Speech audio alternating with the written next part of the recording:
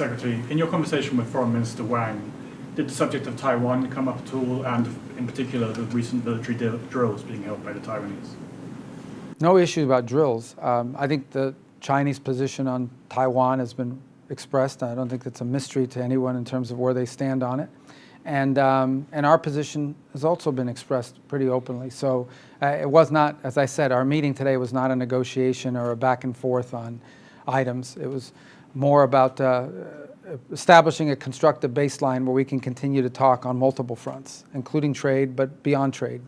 Foreign Minister Wang warned you against welcoming President Lai in a transit visa through the U.S. Did he transit visit through the U.S.? Did he? No, this was not a warning type meeting. I mean, obviously we understand their viewpoints on Taiwan. They're well stated. They've been stated for many years. And but this was not a meeting where neither side warned each other about anything. This was very constructive and productive, and I hope that that's how they reflected as well, because I thought it was a very positive meeting.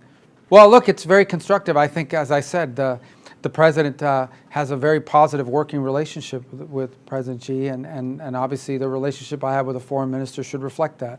So we acknowledged, there are some issues that are going to we have to work through, not just beyond trade, but others. But I thought it was a very constructive and positive meeting and gave us a lot to work on. Thoughts for a meeting or the outlook for a meeting? We know President Trump has expressed interest in a meeting with President Xi this year, and President Xi has reciprocated with an invitation to China for the President and First Lady. What's the outlook, or what are the odds of a meeting happening this year after your initial? Yeah, no, the odds are high. I think both sides want to see it happen. Obviously, we have to build the right atmosphere and the right deliverables so that a visit isn't just a visit, but it actually has some takeaways from it that are concrete.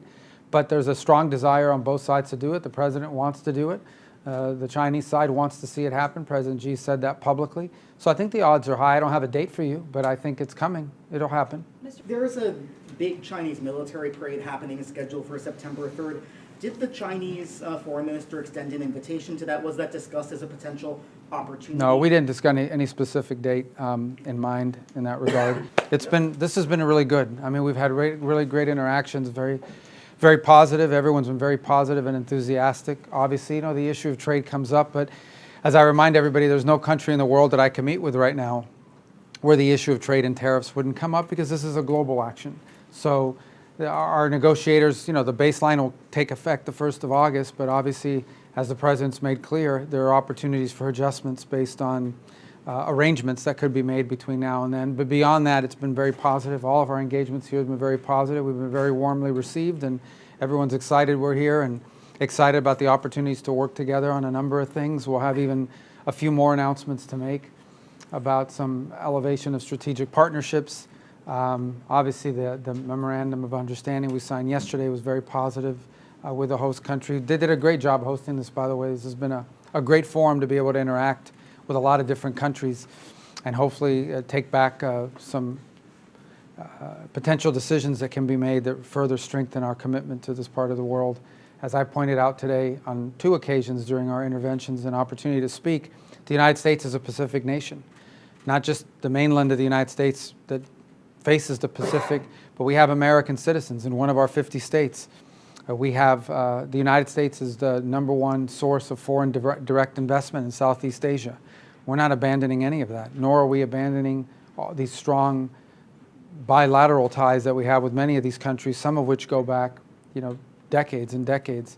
In fact, today is the 30th anniversary of U.S. diplomatic relations with Vietnam, and think about how far that relationship has come. We had a very positive meeting today and with the Vietnamese as an example, and we're looking forward to continue to build on that relationship, which is both deeply symbolic given how far our 2 countries have come, but also we have very exciting opportunities we're going to be able to work together with them on, and we're excited to be able to do that. So it's been a great trip. It's been a great visit. It's exceeded all of our expectations. Mr. Secretary, you met the Chinese, your Chinese counterpart. I did. Here today.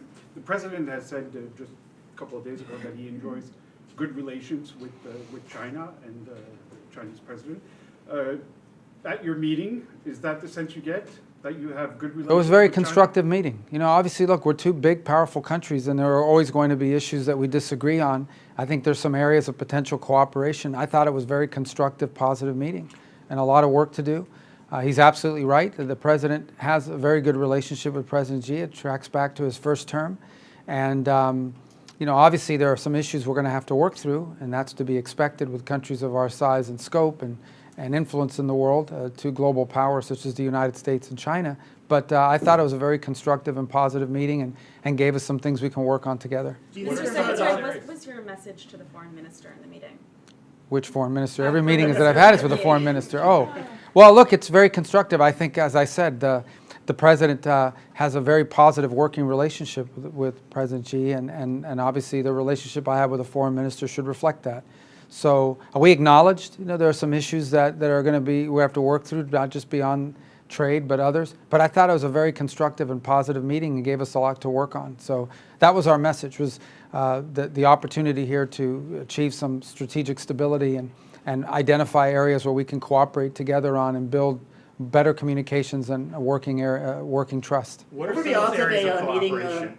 The what? What are some of those areas of cooperation? The administration hasn't spelled those out yet. So Well, we're going to work through those. We're not having any announcement for you right now, but it was a very constructive meeting. I think we left it feeling as though there's some areas we're going to be able to work together on, and obviously, you know, as we work through those, and we do that in conjunction with the Chinese side, we'll make public announcements. The last interaction of our trade representatives was quite positive, and you know, we can build on that and other areas of potential cooperation. What were the odds for a meeting, or the outlook for a meeting? We know President Trump has expressed interest in a meeting with President Xi this year, and President Xi has reciprocated with an invitation to China for the President and First Lady. What's the outlook, or what are the odds of a meeting happening this year after your initial? Yeah, no, the odds are high. I think both sides want to see it happen. Obviously, we have to build the right atmosphere and the right deliverables so that a visit isn't just a visit, but it actually has some takeaways from it that are concrete. But there's a strong desire on both sides to do it. The president wants to do it.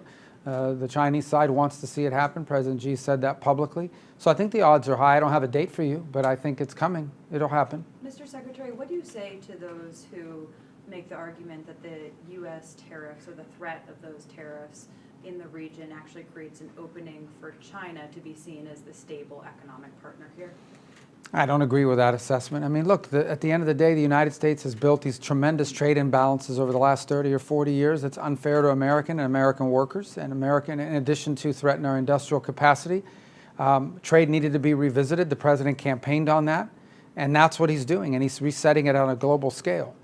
At the end of the day, look, I think countries are going to trade with multiple countries. We don't view this as an opening for anyone. We don't view it that way. We view it as an opportunity to reset global trade in a way that's fair for Americans after 2 or 3 decades of unfairness. If you look at some of these trade deficits, they're massive. They're massive. That has to be addressed. And that's not sustainable at the current direction it had gone. This should have been done a long time ago. President Trump's finally done it. And I think countries understand that this was different. If this was us targeting 10 countries or 5 countries, then I would understand why countries would be upset. But the truth of the matter is we're resetting tariff levels with virtually every country in the world. And so I understand if you had a deal where you were running these huge trade deficits with the United States and exporting a lot to the U.S. and built your economy around exports, but had very little import or very little economic activity coming in from the United States, I understand why you don't want that to change. But I think most mature leaders, and everybody here is a mature leader, understands that that's not a sustainable dynamic. It was one that had to be changed, and that's what the president's doing. So we're going to be okay. And in discussing trade with these counterparts in the region, did you open the aperture at all and also tell them that this is an opportunity for them to bring into the conversation or the negotiation other elements of the U.S. relationship, whether it be security elements, you know, broader than trade? Well, I think that we want to expand on all the other issues, but I think we need to bifurcate the two. Primarily, the trade conversations have been about trade, and that's how the president's treated it. Now, that doesn't mean that the bulk of our meetings here were not about trade. I'm not the trade negotiator for the United States.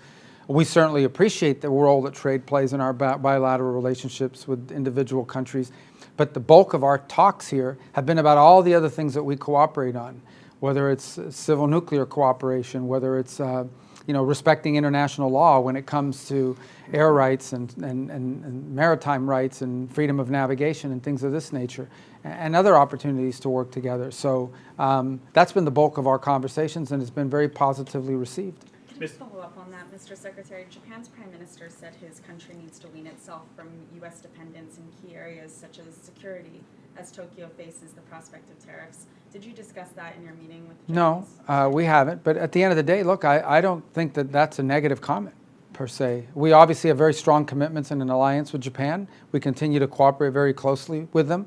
As I speak to you now, there are active exercises going on between the United States and Japan. So our relationship with them will continue to exist. The idea that somehow Japan would be able to develop domestic capability, their own capabilities for mutual self-defense is not only is not something that we find offensive, it's something we'd be supportive of.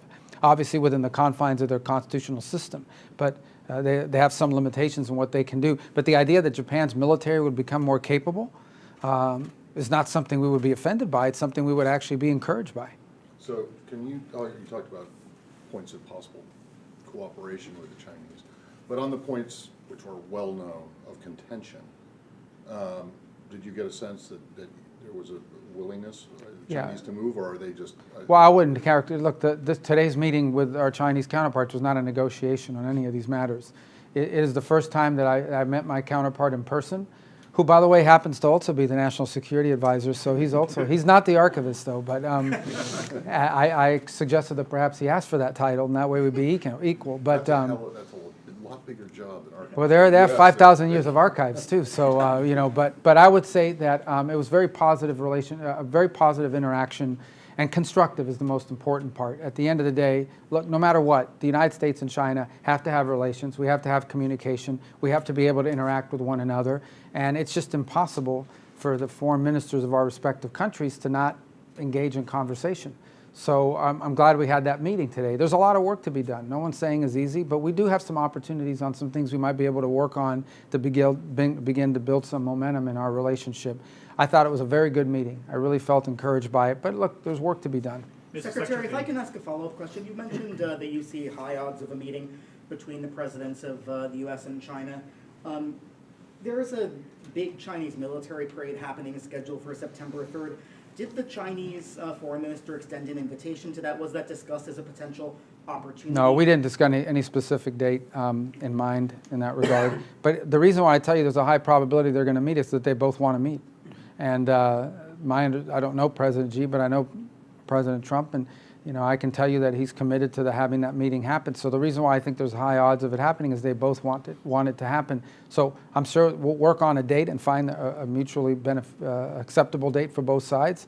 And I'm pretty confident. We want it to be a good meeting, and we're going to work hard between now and whatever date that is to make sure that when that visit does happen, it's as productive as possible. We saw you today seek out the Russian foreign minister in the larger gathering.